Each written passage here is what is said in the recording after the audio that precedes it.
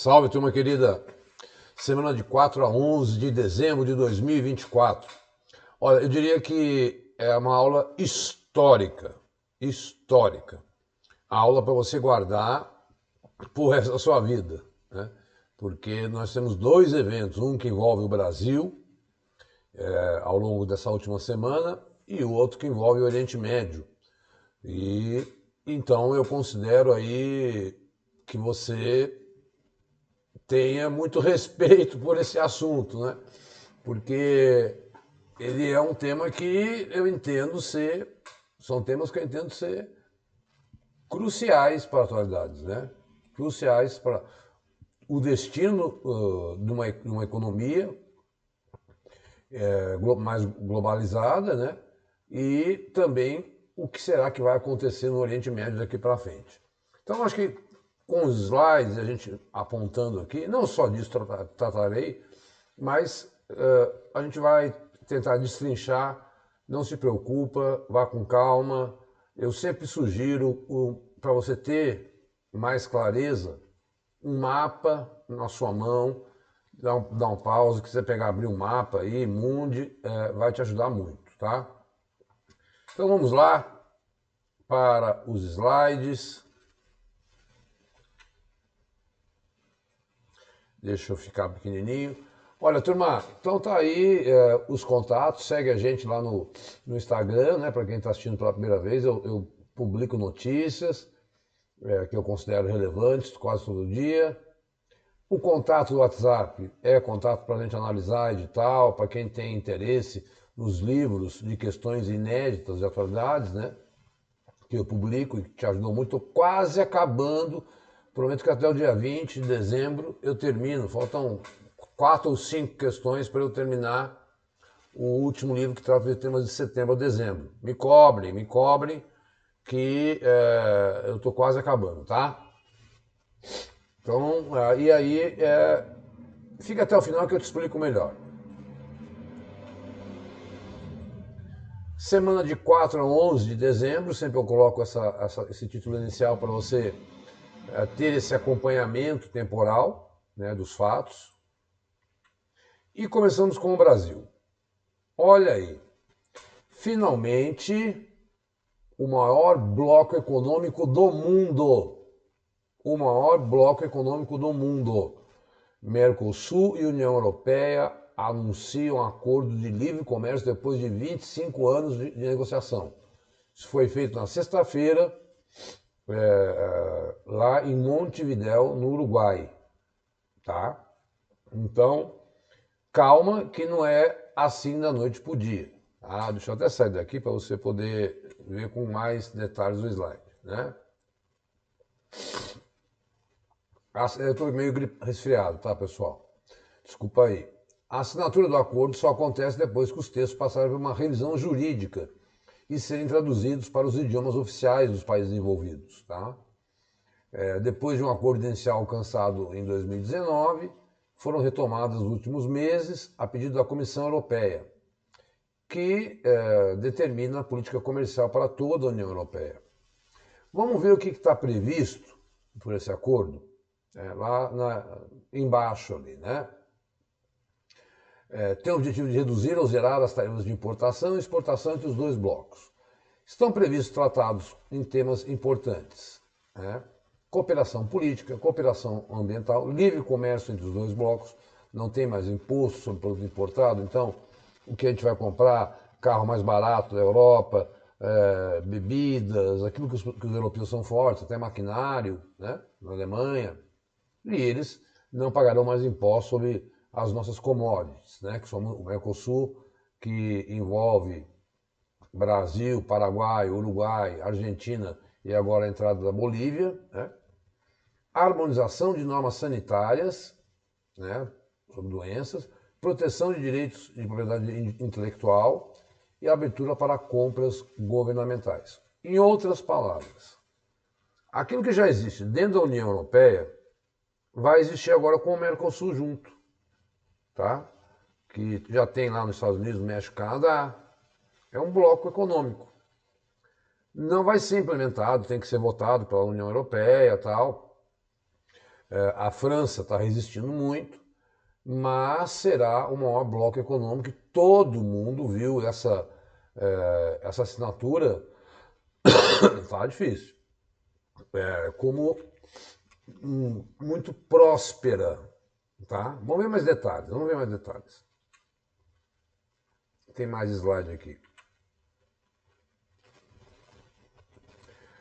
Mercosul e União Europeia. Por que a França é a principal adversária do acordo e o que pode fazer para tentar derrubá-lo? O texto precisa seguir um longo caminho de validação nos dois blocos e ainda não há previsão de quando o acordo passar a valer. Então toma cuidado. Assinaram, mas esses acordos precisam de um trâmite, né? Então, olha lá. A aprovação pelos blocos segue caminhos diferentes. No Mercosul, os parlamentos de cada um dos 5 países membros precisam analisar e aprovar o texto. Então vai ter que passar pelo parlamento brasileiro, Argentina e tudo mais. Já na União Europeia, a aprovação passa pelo Conselho da União Europeia e pelo Parlamento Europeu. Há um entrave no radar. Na França, agricultores europeus, principalmente os franceses, têm se manifestado contra a aprovação.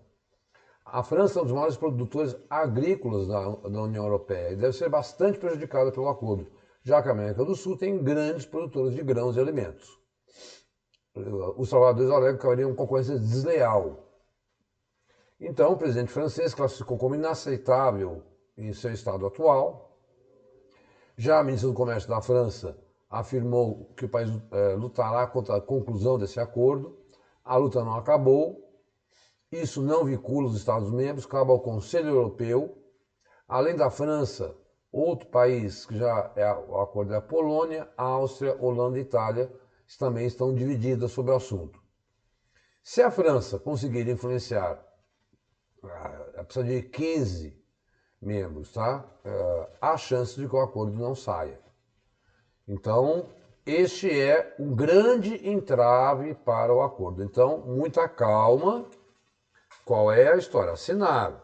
Passou a valer? Ixi, eu vou chutar um ano aí de debate, o ano de 2025 inteirinho, até que passe, quem sabe, a valer em 2026. Mas é um maior avanço até agora e para as próximas décadas será significativo para a economia desses dois blocos.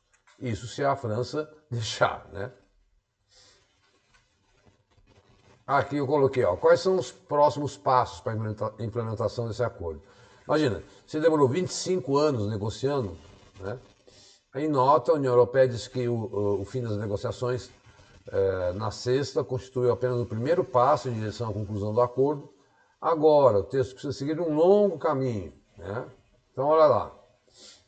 Revisão legal do texto, tradução para a língua inglesa, língua inglesa para todas as 23 línguas oficiais da União Europeia e para as 2 línguas do Mercosul, português e espanhol, assinatura dos líderes dos 2 blocos, encaminhamento do acordo para aprovação interna em membros dos 2 blocos, né, dos 2 grupos, precisa passar pela aprovação do Conselho da União Europeia, talvez a etapa mais difícil, conclusão dos trâmites de aprovação, ratificação, só então o acordo entra em vigor. Então, tem todos esses entraves, que eu não vejo tradução algo difícil, revisão legal também não vejo.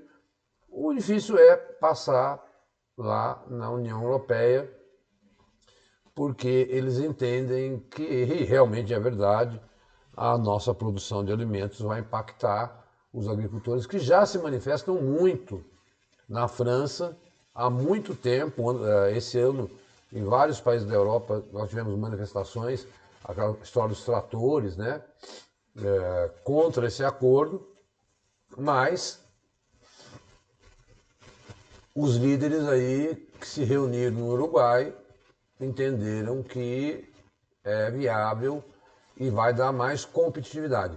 Principalmente, acho que levou muito ao acordo a sair, são as falas de Trump. Trump tem dito constantemente que vai fechar o seu mercado para a União Europeia.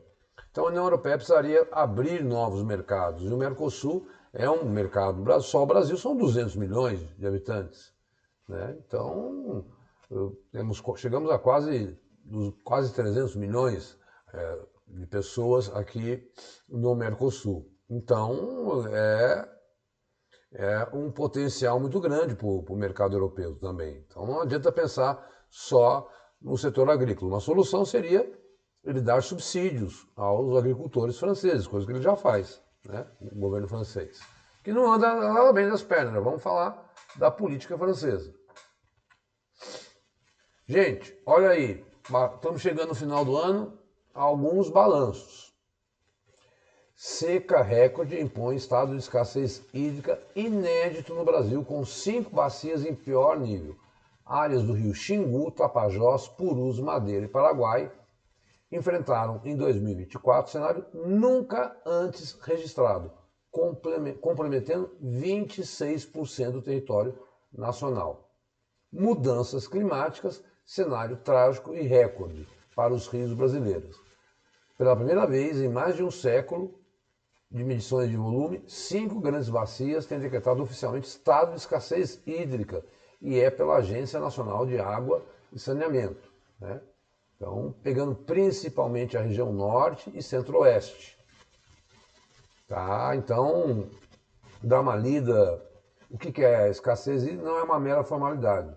Esse instrumento utilizado na prática serve de gatilho para uma série de políticas públicas emergenciais que possam ser tomadas para evitar a pane no sistema hídrico, que tem a ver com o sistema elétrico, né? É o ato que alerta sobre a necessidade de medidas preventivas do Corpo de Bombeiro, por exemplo, evitar queimadas, né? Para a ONS, alterar o nível de reservatório de hidrelétrica, para o DENIT, pensar, acelerar a drenagem, enfim, tem muita coisa, envolve embarcação, pesca, e um quarto do território nacional está sofrendo com essa escassez hídrica. Nunca visto na história. Tá aí. Já estamos chegando no final do ano, conseguimos demonstrar balanços, né? Novidade, novidade, novidade. Alistamento militar feminino começa em 1º de janeiro. As mulheres já podem participar das Forças Armadas e já participam no cargo de oficial. Agora é servir ao Exército que nem o jovem de 18 anos, né? Então o Ministério anunciou hoje que mulheres que completarem 18 anos poderão, de 1º de janeiro a 30 de junho, realizar alistamento militar voluntário. A iniciativa é pioneira nas Forças Armadas. Em Israel é obrigatório o serviço militar feminino, né? E é de 3 anos. As mulheres aprendem a lutar por toda a questão bélica que envolve o Oriente Médio. Então são 1.500 vagas, 28 municípios e de 13 estados, tá? 155 vagas. É um início, né? Nesse momento de empoderamento da mulher, e entendo que elas têm toda qualidade para poder compor as Forças Armadas, né? Então, é simples, basta residir em um dos municípios contemplados e completar 18 anos em 2025. Então, quem tem tendência, gosta de serviço militar, está aí uma oportunidade, né? Interessante o Brasil avançar cada vez mais, ainda timidamente, né? Mas está avançando, né? A valorização da mulher. Bom, caiu o primeiro-ministro. Lá é um semipresidencialismo na França, né? O presidente divide o poder com o primeiro-ministro. E o Macron acusa a esquerda e a extrema-direita de conluio e reafirma que permanecerá no cargo até o fim do mandato. O presidente fez pronunciamento após os parlamentares derrubarem o primeiro-ministro Michel Barnier, escolhido por ele. Então, na quinta-feira, disse que vai ficar até o final do seu mandato, mas os parlamentares, aquela moção de desconfiança, né? E no parlamento francês é assim, cai como se fosse o que nós chamamos de presidente da Câmara, né? Moção de censura. Agora ele pediu, o Macron, para o primeiro-ministro, que parece que historicamente é o que ficou menos tempo aí governando como primeiro-ministro a França. E agora tem que o parlamento eleger um novo ministro quando o Macron indicar, né? Então, ele tinha apresentado um pacote aí de impostos, de aumento de impostos, e isso levou também à queda do primeiro-ministro da França. Então, politicamente, a França vive um momento tenso. Primeiro, porque não está disposta a aceitar a união com o Mercosul e agora, internamente, tendo que escolher um novo primeiro-ministro. Gente, a França é a segunda economia da Europa, da União Europeia, né? A Alemanha primeiro, depois a França. O Reino Unido não está mais na União Europeia. Então, qualquer balanço político por lá respinga em toda a Europa. Tá bom? Então, acompanhar o Macron, que tem uma popularidade muito abalada na França, é um dos presidentes que aí viu a direita avançar, Marine Le Pen cresceu muito e ele perdendo poder no parlamento, tanto que derrubaram o seu primeiro-ministro. Bom, Síria. Aí eu vou fazer meio que como eu estivesse contando uma historinha, como para mim foi surgindo também. Entendo o que estava acontecendo na Síria. No sábado, né, a Síria, então é o seguinte, 2011 começou um movimento chamado Primavera Árabe, envolvendo a Líbia, o Egito, o Iêmen, a Síria, né? E é isso, Iêmen, Egito, Síria, Líbia foram os mais afetados. Todos esses países que passaram por uma crítica e tentaram derrubar os seus ditadores, até hoje não se estabilizaram. E a Síria vinha há 13 anos numa guerra civil. Pois bem, no sábado, os rebeldes, chama AHTS, né, Organização para a Libertação do Levante, avançaram em direção à capital, adentrando a cidade de Homs, um bastião do governo sírio, para fazer ligação entre a capital Damasco e a costa mediterrânea. No mesmo dia, dissidentes também tomaram o controle de Salamaan, 20 quilômetros de Damasco. Segundo a agência estatal de notícias iraquiana, mais de 1.000 soldados do exército sírio cruzaram a fronteira do Iraque, ou seja, foram-se embora, deixando a Síria para trás. Isso tudo começou quando os rebeldes conseguiram tomar Alepo, centro financeiro do país, e o Bashar al-Assad, que tinha um grande controle sobre o território, ele tinha 70% do território, no poder há 24 anos, desde 2000, lembrando que o pai dele, lá em 1970, assumiu o poder e implementou uma ditadura que durou aí, então, 54 anos da família Assad. Pois bem, um ditador, ladrão, perseguia seus opositores, etc. Tudo bem. Então, no sábado, o último, né, o pai dele, Hafez al-Assad, né, era essa situação. Os rebeldes estavam avançando. Tudo bem. No mesmo sábado, do final de semana, o que aconteceu? Aqui eu tenho um mapinha só para você saber, ó. Olha como é que estava a situação. O verdinho era o HTS, que controlava. Olha como o Assad tinha um controle grande, né? E os curdos também ali controlando parte da Síria. É um país muito centralizado, muito importante no Oriente Médio, pelas fronteiras que ele tem e pela importância de petróleo também, tá? Tudo bem, no sábado estava tendo, pode ser que ele perca, pode ser que não. Então, quem é que está envolvido? Bashar al-Assad, ditador sírio desde 2000, quando sucedeu seu pai, sua família é alauíta, é de origem xiita. Ele governa de forma laica, com apoio da ditadura teocrática do Irã e do Hezbollah, também xiitas. Seu principal aliado internacional é a Rússia, cuja força aérea realizou diversos ataques à posição rebeldes. Inclusive, a Rússia tem uma base naval na Síria. Hezbollah, partido libanês xiita, aliado do Irã, e que está em guerra com Israel, como nós já sabemos. Era uma trégua aí, mas a trégua não está funcionando. Então, na Guerra Civil Síria, porém o grupo extremista engajou o seu braço. Agora, novamente, um destacamento foi para onde lutar contra os rebeldes. Estado Islâmico. O grupo terrorista declarou em 2014 um califado e tomou parte da Síria e do Iraque. O ramo da Síria e do Iraque não controla mais nenhum território e não é conhecido por desempenhar um papel na luta atual, mas ainda uma força letal operando por meio de células adormecidas nos dois países.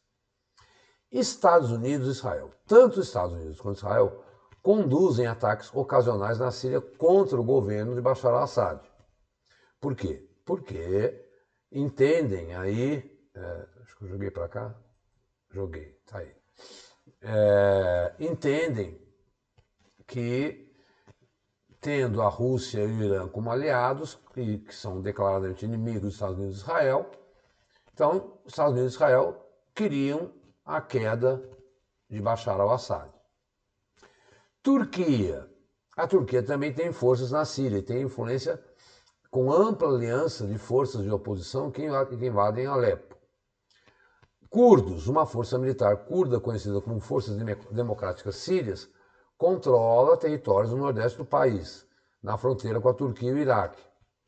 Embora aliados aos Estados Unidos, eles têm laços com um grupo turco PKK, considerado uma organização terrorista pelo Ocidente. E, recentemente eles reivindicaram uma parte do território sírio. Tá?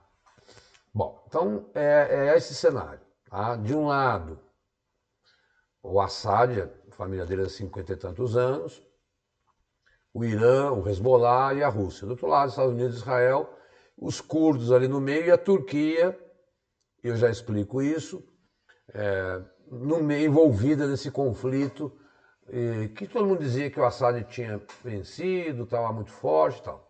O problema é que, simples, o que aconteceu nos últimos tempos? Irã começou a ajudar o Hezbollah, começou a ajudar a Hamas, e aí jogou forças no combate contra Israel.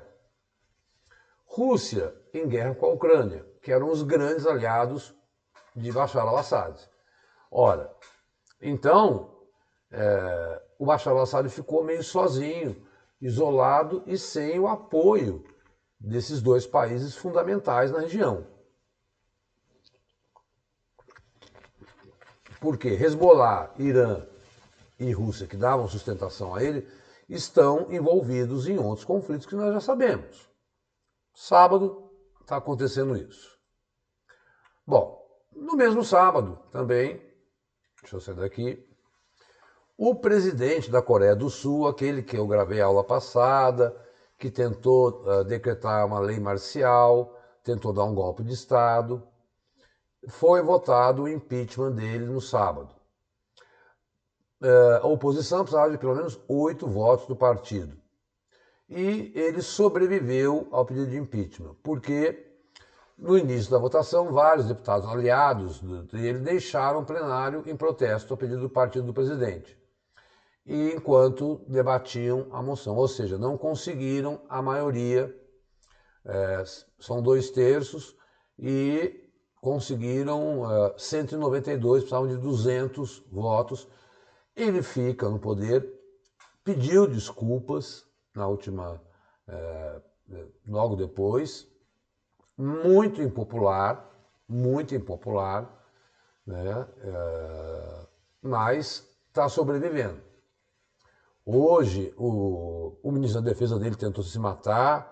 Hoje eu vi uma notícia que a polícia fez uma entrada no gabinete do presidente da Coreia do Sul para investigar ali se ele está roubando, se ele queria dar um golpe, enfim, está sendo investigado, porque lá, perdão, podemos falar de um regime democrático. Então, tudo bem. O que eu quero contar não porque foi engraçado, eu fui vendo as notícias e tal, né? Eu todo dia faço isso. Bom, domingo eu acordo e vejo a seguinte situação. Pronto. Quem são os rebeldes que tomaram o poder na Síria? Forças rebeldes entraram na capital da Síria, Damasco, no dia 8 de dezembro, domingo. E há relatos já confirmados que Bashar al-Assad fugiu do país e conseguiu asilo na Rússia. Lembrando que Bashar al-Assad também está condenado pelo Tribunal Penal Internacional. E a Rússia falou, pode vir para cá, porque o Putin também está, então você vai morar aqui. E ele já vinha comprando imóveis na Rússia, desviando dinheiro para lá, né? E os rebeldes entraram e detonaram a mansão, enfim. O exército recuou, porque não tinha mais apoio de Irã, de Rússia, etc., e esses rebeldes, então, tomaram o poder. Viva uma Síria livre, independente para todo o sírio de todas as seitas. A ofensiva relâmpago, e foi em 10 dias, coordenada pelo líder dos insurgentes, Abu Muhammad al-Jawali, começou com a captura repentina de Alepo, no final de novembro. Isso parece ter desencadeado eventos que derrubaram o fim do regime. Mas não é, gente. Tem a ver com a falta de apoio internacional e uma coisa meio maluca que está acontecendo, né? Israel meio que ajudou a cair, derrubar Bashar al-Assad, mas também não quer esse grupo no poder. Israel queria derrubar o Bashar al-Assad, estimulou esse grupo a derrubá-lo, mas Israel já está bombardeando a Síria agora, nesse momento. Porque os dois, na verdade, são inimigos. Agora, Israel preferiu primeiro tirar o Assad para depois agora combater esse grupo rebelde, porque teoricamente ele é mais frágil do que o Assad, né? Bom, o HTS é designado uma organização terrorista pela ONU, Estados Unidos, Turquia e outros países. As forças rebeldes lançaram a maior ofensiva contra o governo em anos. Após controlar Alepo, eles tomaram a cidade de Hama e no sul da Síria, fronteira com a Jordânia. A ofensiva surpresa no norte encontrou pouca resistência que retiraram suas tropas. E quem são os militantes? O grupo tem uma longa história no conflito. Ele é designado como uma organização terrorista, tanto pelos Estados Unidos como pela Turquia. Esse grupo, pessoal, nasceu na Al-Qaeda, depois eles foram para o Estado Islâmico e depois eles se tornaram HTS. Então, eles são extremistas, sunitas, tá? Não são xiitas. Pois bem, caiu o regime de Bashar al-Assad. Tá? A família que controlava a Síria há 54 anos caiu. A gente achava pouco improvável, ele era um dos únicos líderes que mataram o Gaddafi, derrubaram, hoje o Egito é uma ditadura militar, o Iêmen está numa guerra civil, e ele resistiu à Primavera Árabe, que começou em 2011, né, com jovens, principalmente, descontentes com a situação econômica e de emprego. E, historicamente, é histórico, porque um governo de uma família de 54 anos no Oriente Médio que pode mexer com tudo lá no Oriente Médio. Será que o Irã vai aceitar? O Irã já está com problemas com Israel, agora tem problemas com a Síria, né? E a Rússia, que tem uma base militar. Então, eu quero que você tenha calma, porque a gente vai... o que vai acontecer com a Síria para o seu Não sei. Já temos algumas notícias do que pode acontecer. Já tem alguns fatos concretos acontecendo. Como, por exemplo, o retorno de muitos refugiados que estavam na Europa. Quero dizer a vocês que essa onda de refugiados da Síria foi a maior onda. Morreram 500 mil pessoas nessa guerra civil e quase 6 milhões de pessoas fugiram da Síria. E foi a maior onda de pessoas fugindo de um mesmo país depois da Segunda Guerra Mundial. Aquela cena dramática daquela criança morrendo na praia, enfim, tem toda uma história aí morrendo afogada, né? Fugindo da guerra civil. Muita gente agora pode querer voltar. Mas será que esse regime é um regime tranquilo? Como é que ele vai administrar e conviver com os curdos que controlam o território? Lembrando que os curdos, que também controlam parte do território, eles têm um grande inimigo, a Turquia. Se os curdos se juntam a esse grupo que derrubou Assad, a Turquia muito provavelmente vai também combater a Síria. Então será muito difícil para esse grupo governar a Síria, tendo a Turquia como inimiga, porque dentro da Síria tem curdos, e os curdos querem parte do território da Turquia. Os curdos representam o povo mais numeroso do mundo sem território. Eles vivem entre o Iraque, o Irã, a Síria e a Turquia. Tem até o PKK, que é um grupo terrorista curdo, que faz ataques na Turquia. Então, esse governo está entrando, ele não tem a amizade do Irã, não tem a amizade da Rússia, não tem a amizade de Israel, que já está atacando, porque o considera extremista, não tem a amizade dos Estados Unidos. Eu quero entender que vai ser muito complicado costurar uma aliança dentro da Síria e transformar o país harmônico, porque tem muitos grupos lá querendo tomar o poder. Pois bem, vamos para mais notícias, né?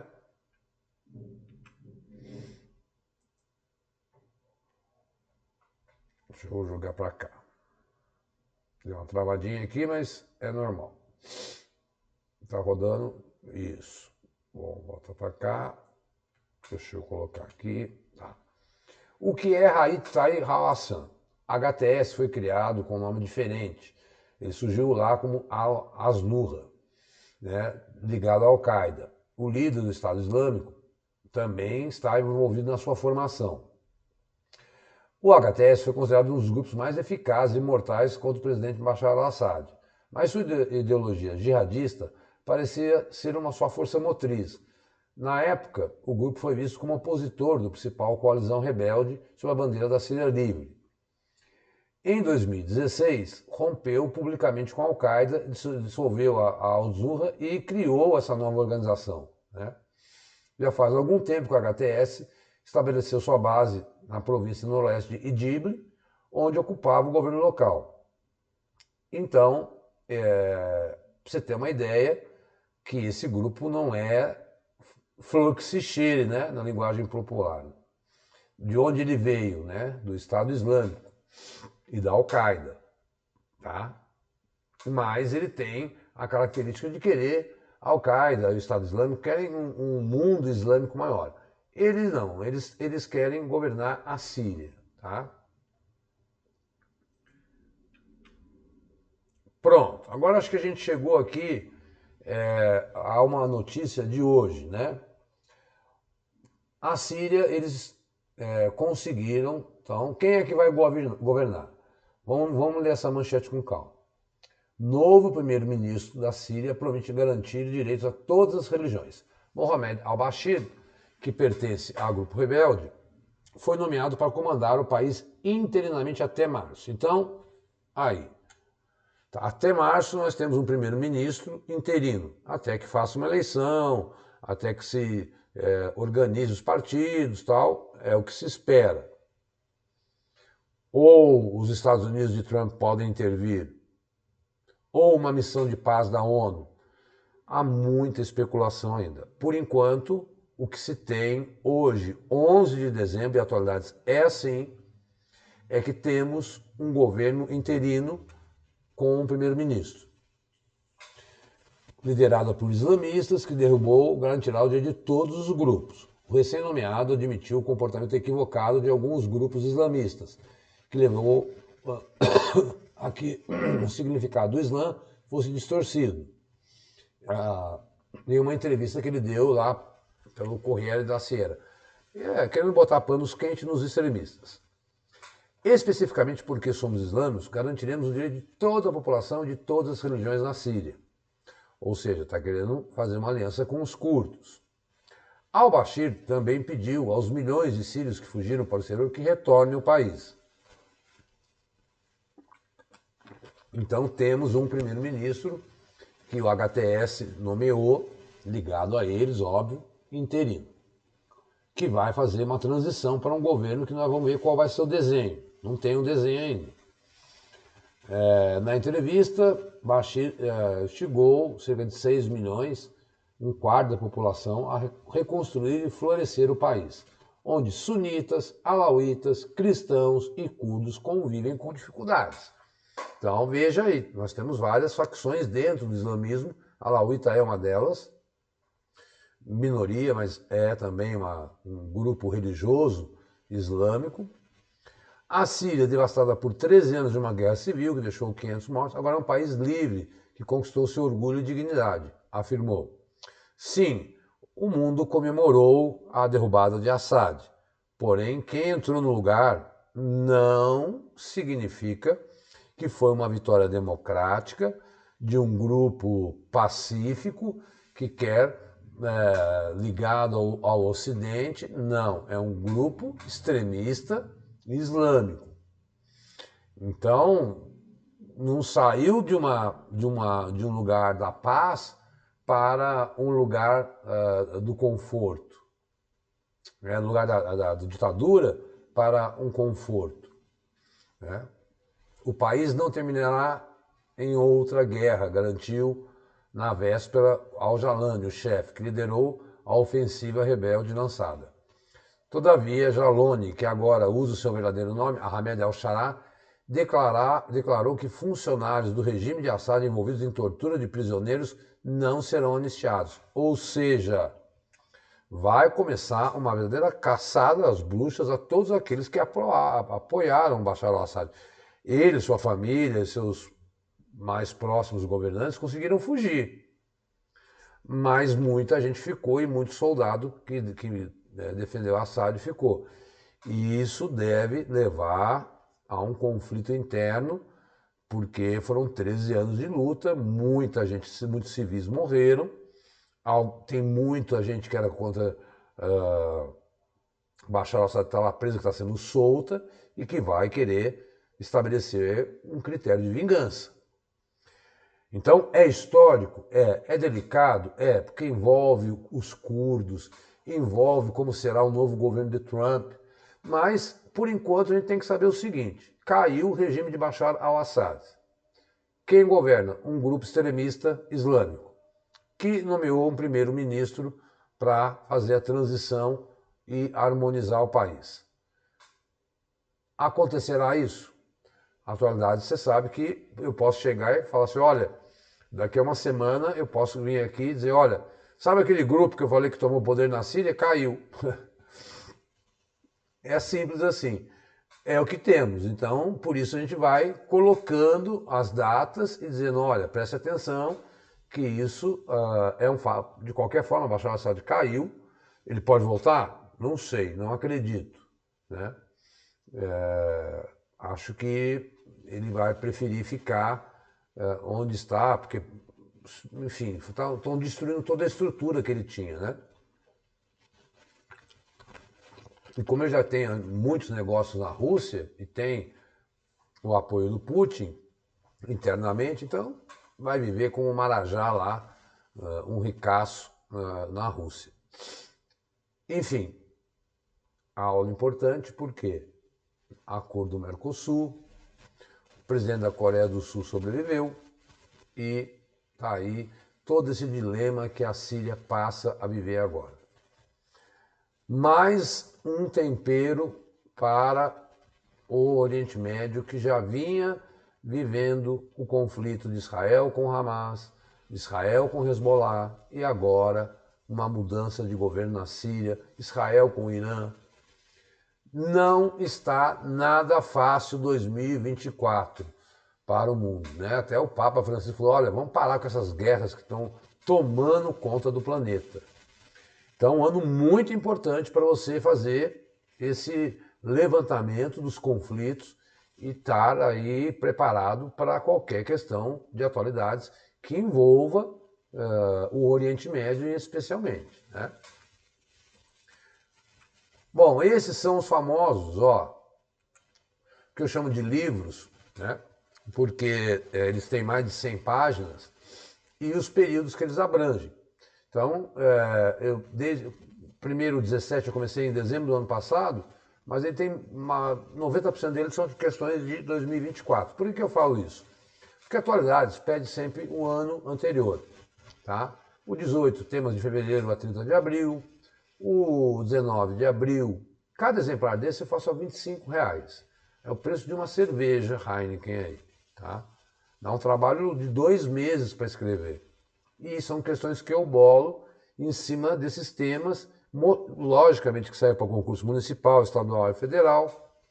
Tem o último que eu lancei em setembro, que acredito que as provas estão acontecendo agora, estão cobrando até esse período. E vou lançar o de setembro a dezembro até o dia 20. Então, quem quiser comprar a coleção completa, aí eu dou um bom desconto para... Você vai ter 500 questões de 2024, 500 questões comentadas, de 250 de Brasil, 250 de mundo. Como é que eu faço, Diogo? É só mandar um WhatsApp para mim, que eu não é para construir grupo, nada, porque eu mando em PDF. O livro que vai te ajudar muito, muito na preparação, porque para você não ser surpreendido com questões. Não adianta estudar atualidades por questão de prova de 2021, 2022, que não vai cair. Vão cair temas de 2024, tá? E aproveitem também para fazer a assinatura aí do Vencendo Concursos. E, poxa, você está assistindo só aula de atualidades? Dá uma olhada no canal e veja quantos concursos de prefeitura e cursos e aulas gratuitas em análise edital tem no canal do Vencendo Concursos, tá? Bom, aula fundamental, importante para esse ano 2024. A gente quer encerrar o ano com calma e vem um turbilhão desse que exige aí da gente uma análise bem complexa, que não se preocupem, na próxima aula eu retomo muitos desses assuntos e até a gente vai repetindo até você conseguir memorizar bem. Valeu, um forte abraço, até dia 18. Tchau, tchau.